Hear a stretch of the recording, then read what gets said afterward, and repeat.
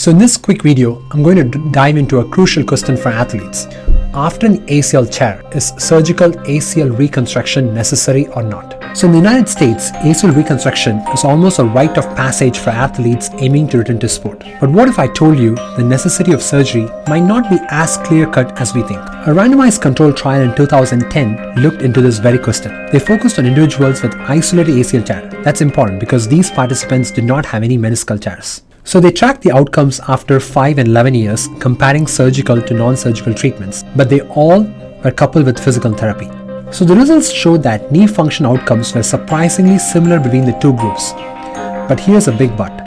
About 50% of these athletes ended up choosing surgery within the first 5 years to help them get to return to sport. So what this study highlights is that the knee function remains the same with both surgery and non-surgery, but the key here is that if the sport requires a high demand on the ACL, then the athlete might likely need a ACL reconstruction.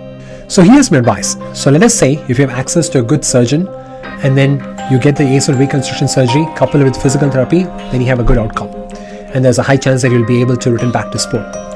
But let us say if you don't have money, or let us say if you don't have access to a good surgeon, then you can always opt out of surgery.